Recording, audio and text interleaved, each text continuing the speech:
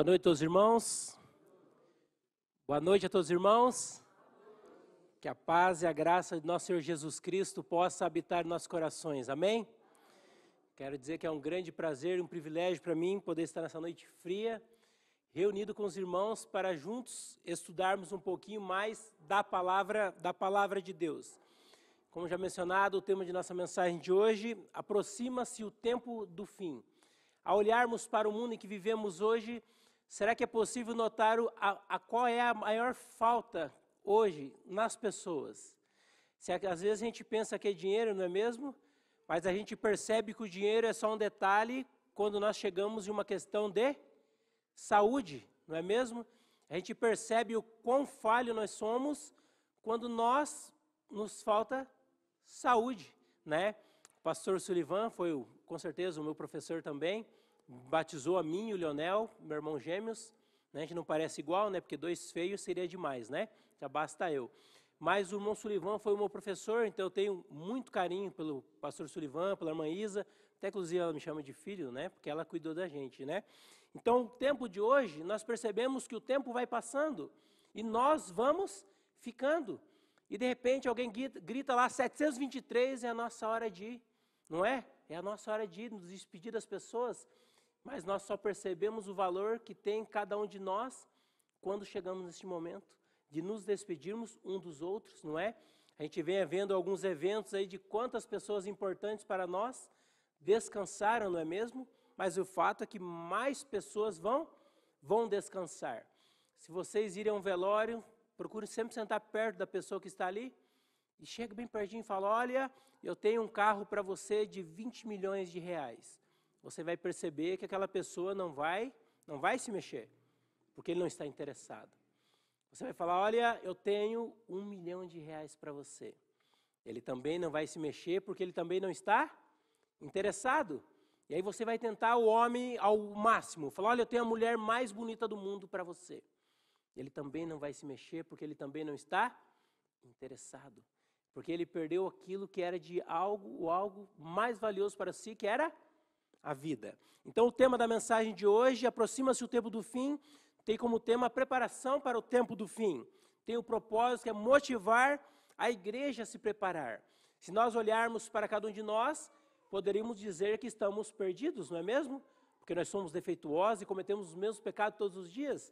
Mas ao olharmos para o sacrifício perfeito de Jesus na cruz do Calvário por nós, é possível afirmarmos que estamos salvos, não é mesmo? E até são os acontecimentos que apontam para o tempo do fim. O texto base de Mateus 24, verso 29, fala especificamente dos acontecimentos que já passaram e que vão passar novamente. Como introdução, gostaria de ler uma experiência que está relatada assim. Certa noite, Galileu Galilei estava com seu telescópio olhando e procurando estudar as estrelas e observar o sistema solar.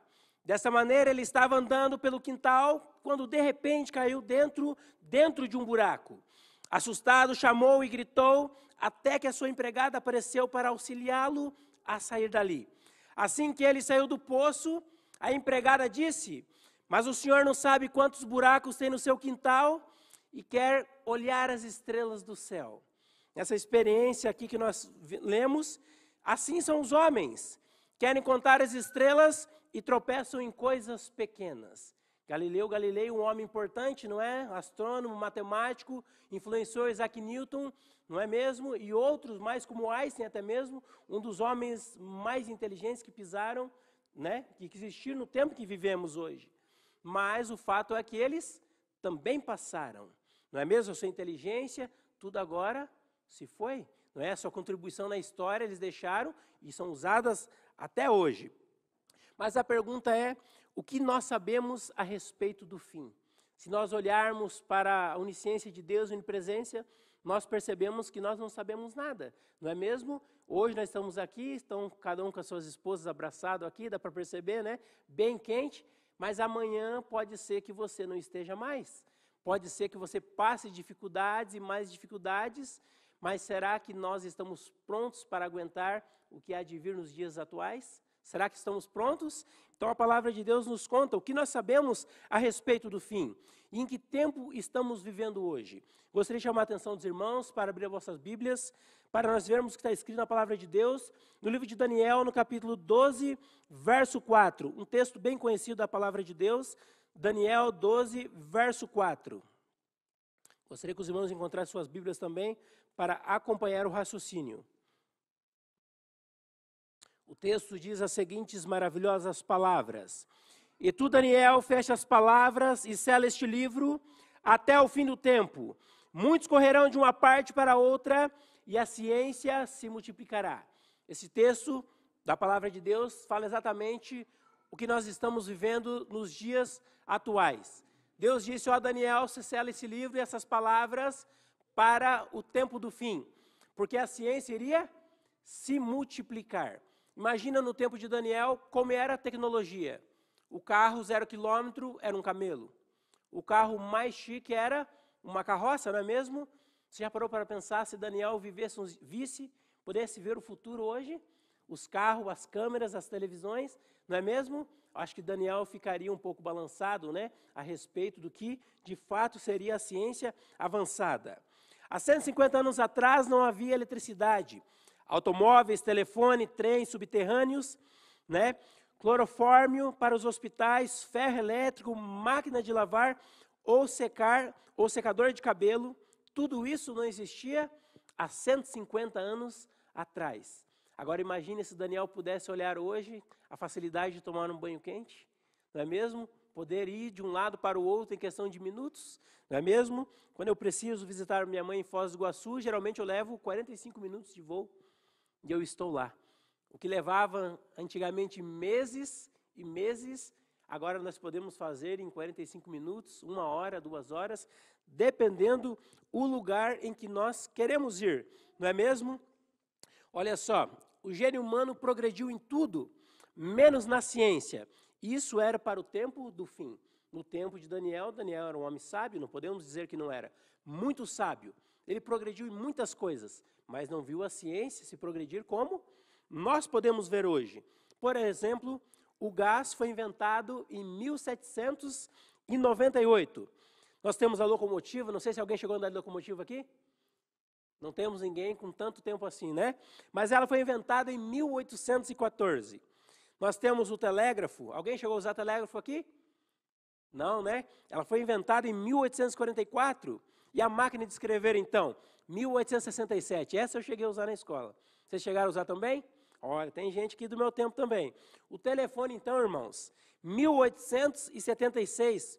O fonógrafo, 1877. O automóvel, então, que nós usamos, 1890. E o cinema, então, 1895. O rádio, 1921. E, por fim, a televisão, em 1936. Olha só quantas coisas nós lemos que foram feitas e criadas ao longo do tempo, né? Através da ciência.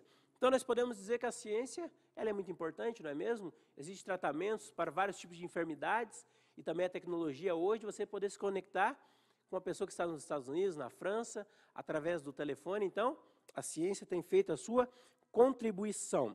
Eu gostaria que os irmãos abrissem as vossas Bíblias no livro de Mateus, capítulo 24, do verso 1 até o 3, para que vocês pudessem também acompanhar o raciocínio da leitura da palavra de Deus. Mateus, capítulo 24, do verso 1 até o 3. E aqui nós vamos fazer uma análise do tempo do fim. Diz assim as seguintes maravilhosas palavras no livro de Mateus. E quando Jesus ia saindo do templo, aproximaram-se dele os seus discípulos, para lhe mostrarem a estrutura do templo. Jesus, porém, lhes disse, não vedes tudo isto? Em verdade vos digo que não ficará aqui pedra sobre pedra que não seja derribada. E estando assentado no Monte das Oliveiras, chegaram-se a ele os seus discípulos, e em particular dizendo, diz-nos quando serão essas coisas e qual sinal haverá da tua vinda e do fim do mundo. Os discípulos também tinham uma certa curiosidade, afinal eles estavam com quem sabia todas as coisas, e eles tinham uma curiosidade em saber qual eram os sinais que apontariam para os dias finais. Aqui neste texto da palavra de Deus, Jesus comparou o fim dos tempos com a destruição de Jerusalém. Não ficará pedra sobre pedra até que tudo seja derrubado. A cidade está condenada e foi destruída pelos romanos no ano 70, não é mesmo? As predições se cumpriram à risca. Roma invadiu e incendiou Jerusalém também. Segundo Joséfo, cerca de 1.100.000 judeus morreram, tudo por não se atentarem aos sinais. Olha só que interessante. Tudo isso já estava dita e predita por Jesus Cristo que iria acontecer. Jerusalém não ficaria pedra sobre pedra, mas ainda pessoas, o quê? Pereceram porque não estavam atentos aos sinais que iriam suceder. Olha só que interessante. E será que ao olharmos para os judeus que ali pereceram, será que essa também não pode ser a nossa situação atual hoje, se caso Jesus viesse? O que os irmãos acham? Será que poderia incorrer a cada um de nós o mesmo perigo, a mesma consequência, por não estarmos atentos aos sinais preditos na palavra de Deus? Olha só que interessante, no livro de Mateus 24, verso 29, nós lemos, o que diz lá? Vamos acompanhar o texto que foi lido para a base de nossa oração. Mateus capítulo 24, verso 29 diz assim: E logo depois da aflição daqueles dias, o sol se escurecerá e a lua não dará a sua luz, e as estrelas cairão do céu, e as potências dos céus serão abaladas. Olha só que interessante, o sol e a lua iriam se escurecer. Eu acredito que essas duas datas são as datas que eu não consigo esquecer. Os irmãos lembram quando foi o escurecimento do sol e da lua? Os irmãos lembram? Olha só, então a história diz que foi no dia 19 de maio de 1780. O escurecimento começou mais ou menos 10 da manhã e continuou até meia-noite. Olha só, do outro dia, a lua amanheceu vermelha como sangue. Nós temos também na profecia a queda das estrelas. Os irmãos lembram a data da queda das estrelas? Opa, nós temos então 13 de novembro de 1833. De fato, essas duas datas se cumpriram, segundo a palavra de Deus também. Uma tempestade de estrelas cadentes caiu sobre a terra. O Observatório de Boston calculou cerca de 34.640 estrelas por hora. 200.000 estrelas cadentes num espetáculo que durou mais de 3 horas. E foi registrado pelos índios de seus artesanos. Olha só que interessante. Duas profecias, duas datas que se cumpriram de fato nos dias em que vivemos atuais. Não é mesmo? A palavra de Deus também nos fala agora dos dias em que eu e você vivem também. A palavra de Deus, os irmãos que tiverem a vossa Bíblia, pode ler o que diz Mateus capítulo 24, verso 6, para que a gente possa acompanhar o raciocínio da palavra de Deus.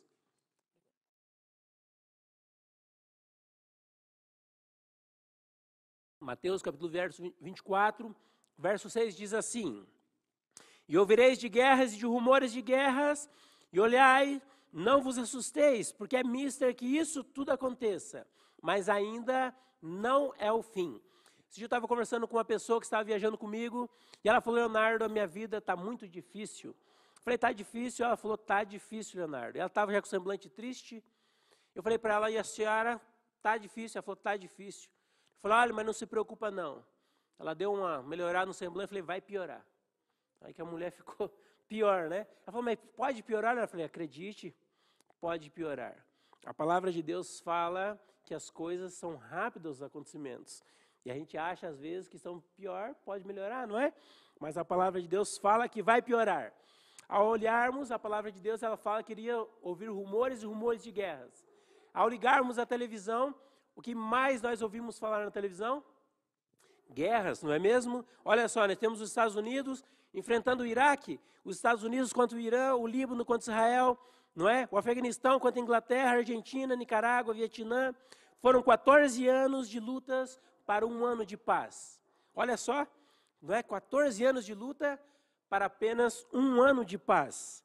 Um avião bombardeiro daria para construir 75 hospitais com 100 leitos. Um submarino nuclear daria para construir 40.000 casas populares para as pessoas. Mas o ego da pessoa e do ser humano chegou a tal ponto que eles preferem investir em armas para destruir pessoas, não é mesmo? Mas a palavra de Deus fala que poderia ser usado para benfeitorias, mas são feitos para destruição. E a gente já acha que está ruim, né? Esses dias eu estava vendo o presidente falar que o Brasil está pronto para a guerra, né? Falei, vai na frente que nós vamos depois, né? Deixa ele primeiro, né? Falei que a gente não sabe que uma guerra é terrível, não é mesmo? E a gente olha a questão de hoje, mas a palavra de Deus fala que ainda não é o fim. Será que isso não aterroriza a gente? A gente já está vendo que o negócio está pegando. E a gente agora percebe um pouquinho mais, e aí Jesus, para ajudar um pouco mais, fala, olha, mas isso aí não é o fim ainda não. Vai ficar pior o negócio. Então a Bíblia fala disso. A Bíblia fala de fome, né? Parece até brincadeira a gente falar de fome, não é? Mas diz um estudo muito sério que a cada 24 mil seres humanos, ou melhor, a cada dia, 24 mil seres humanos morrem de inanição. Olha só. É possível acreditar que 24 mil pessoas morrem por dia de fome? Olha só, então isso é descrito na palavra de Deus. E a palavra de Deus também fala das epidemias. O livro de Lucas 21, verso 11, fala um pouquinho sobre isso, né? A lepra hoje atinge cerca de 15 milhões de pessoas. As DNSTs estão incontroláveis, não é? Cada dia surgem doenças. Quem, por exemplo, aqui iria imaginar que iríamos passar pelo coronavírus, né? Testou a fé de muitas pessoas, não é? Qualquer tosse era sinônimo de morte, não é? Eu me lembro, eu estava em Foz do Iguaçu, estava bem, estava tranquilo, estava na casa da minha mãe e estava deitado no quarto bem tranquilo, daqui a pouco me deu uma falta de ar. Mas levantei as pressas, falei, eu acho que estou morrendo. Estou morrendo. Meu irmão falou, vamos no médico. Eu não queria ir, porque se internasse não voltava mais. Não era a realidade? Se internasse não voltava mais. E era o momento que passava um turbilhão de coisas na mente. Aí fui lá, paguei um exame caro, particular, não era nada. Fiquei tranquilo, né? E ao mesmo tempo triste, porque perdi o meu dinheiro, né? Mas o fato é que estava bem, não é verdade? Mas a palavra de Deus fala que são doenças incontroláveis. A pandemia chegou e nós não tínhamos remédio, né? Os cientistas trabalhando, e não havia resultado para uma medicação eficiente que combatesse o coronavírus, não é? Vimos aí 600 mil pessoas do Brasil que perderam as suas vidas e graças a Deus, Deus nos conservou com saúde, né? Nós estamos aqui hoje podendo ouvir a palavra de Deus. E olha só, a AIDS também já vitimou mais de 2 milhões de brasileiros.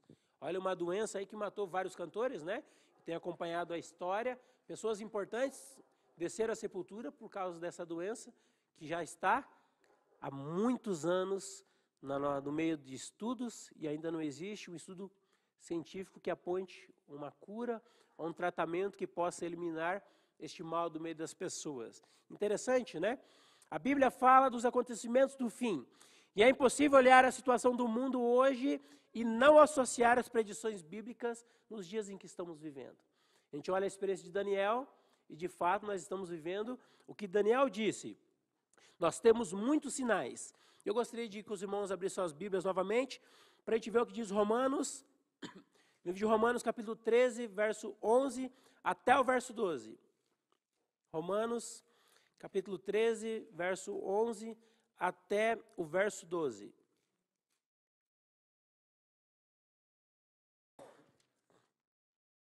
Nós encontramos as seguintes maravilhosas palavras. E isso digo conhecendo o tempo que já é hora de despertarmos do sono, porque a nossa salvação está agora mais perto de nós que quando aceitamos a fé. A noite é passada e o dia é chegado. Rejeitemos, pois, as obras das trevas e vistamos das armas da luz.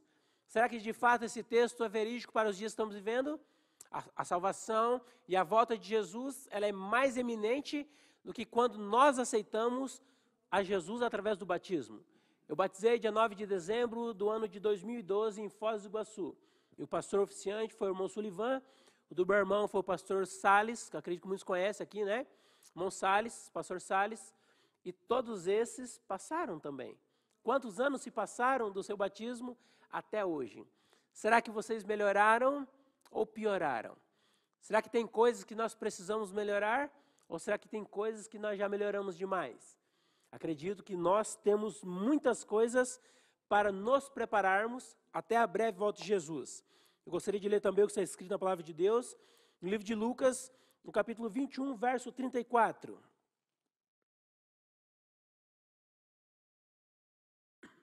Lucas, capítulo 21, verso 34. Aqui nós encontramos um conselho de Deus para cada um de nós. Lucas, capítulo 21, verso 34, encontramos as seguintes maravilhosas palavras. E olhai por vós, que não aconteça que os vossos corações se carreguem de glutonaria e de embriaguez e dos cuidados da vida, e venha sobre vós de improviso aquele dia. Olhai por vós para que não aconteça o quê? Que o vosso coração esteja embriagado com as coisas do mundo, com os carros, com os apartamentos, com as viagens, com tudo que o mundo oferece. Os shows, não é mesmo? Os jovens gostam de ir em show.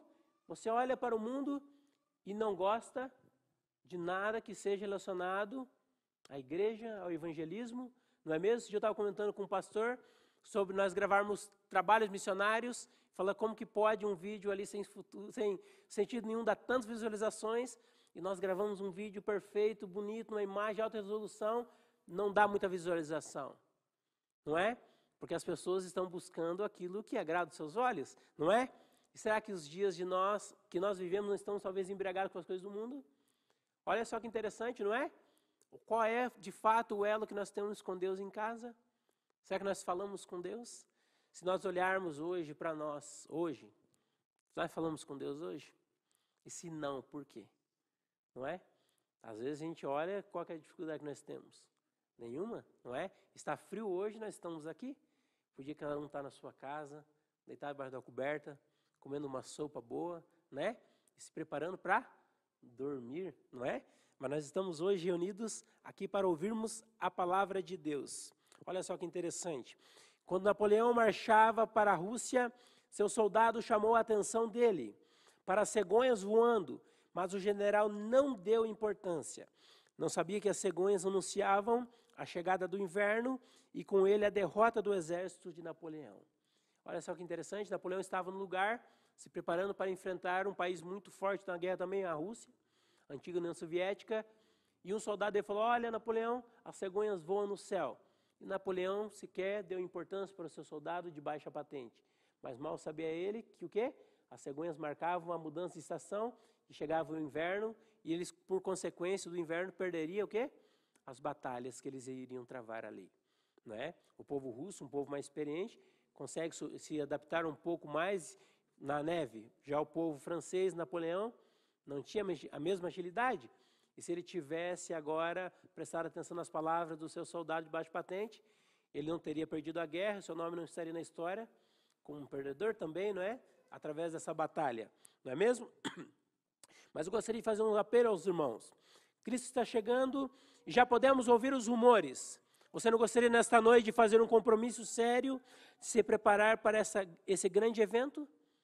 Gostaríamos, é necessário, não é mesmo? Fazermos um concerto com Deus.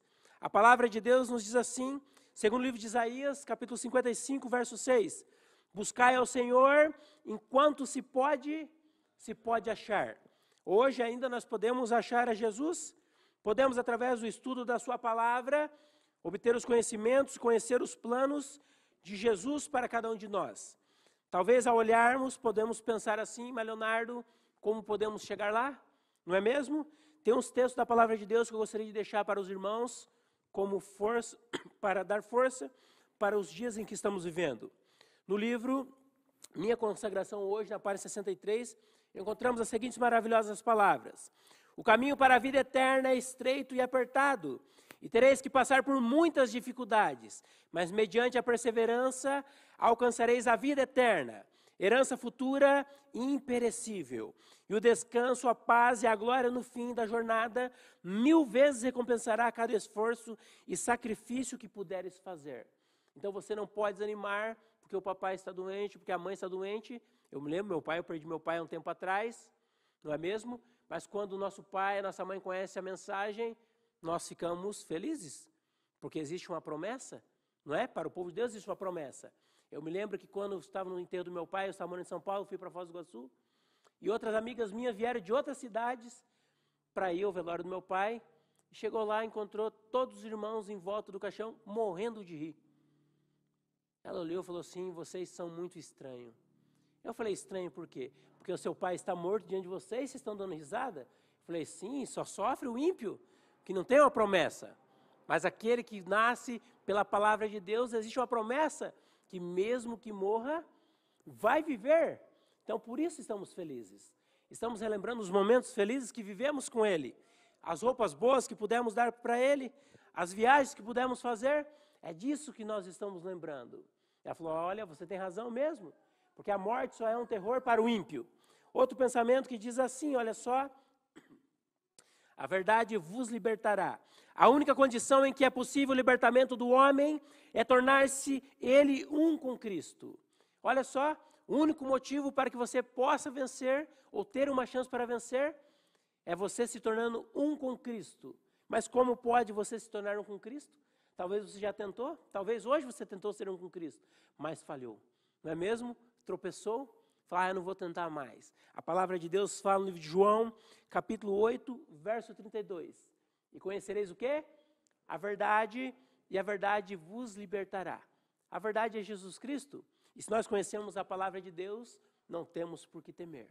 Devemos lembrar que o importante não é estarmos no deserto da aprovação, mas é lembrarmos que o importante é entendermos o propósito pelo qual Deus permitiu que você estivéssemos lá. Não importa se na doença, não importa se na alegria, se estamos com Cristo, tudo vai bem.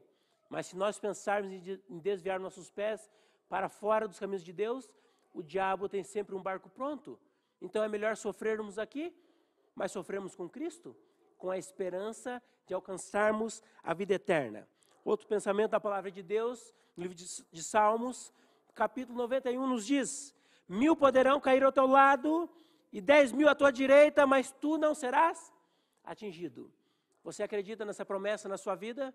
1000 poderão cair ao seu lado, 10.000 à tua direita, mas tu não serás atingido. Essa é uma promessa feita pelo próprio Jesus a cada um de vocês. A mim também se aplica. E para concluirmos, o que diz a palavra de Deus no livro de Salmo 91, verso 3, porque Ele te livrará do laço do passarinheiro e da peste perniciosa. Então não há o que temermos. Muitas coisas vão vir pior do que nós já vimos. Muitas coisas. Mas a palavra de Deus nos diz que Ele nos livrará também da peste perniciosa. Olha só, não existe atalhos para a santidade. O único caminho se chama renúncia. Se nós quisermos um dia estarmos com Jesus, ao lado de Jesus, é necessário renunciarmos tudo que nós sabemos. É necessário sentarmos aos pés de Cristo para aprender. Não é verdade? As pessoas falam para nós: como que eu vou saber o que está falando se eu não estudo a palavra de Deus? Não é? Mas às vezes nós não estamos preparados para ensinar também. Só pode se levantar um dia para ensinar quem um dia se sentou para aprender. Se nós sentamos hoje para aprender, nós podemos amanhã falar com autoridade a respeito da palavra de Jesus. A fé não te livrará da guerra, mas te dá a certeza de que Deus luta com você. Que nosso maravilhoso Deus possa ser tua sombra e a tua direita em todos os teus caminhos. Que através dessas palavras maravilhosas de Jesus, possamos nós encontrarmos encorajamento na palavra de Deus, para que possamos, naquele grande dia, estarmos de pé perante o Senhor e dizermos: eis o nosso Deus, a quem nós aguardávamos. Esse é meu desejo, minha oração para mim e todos nessa noite. Amém.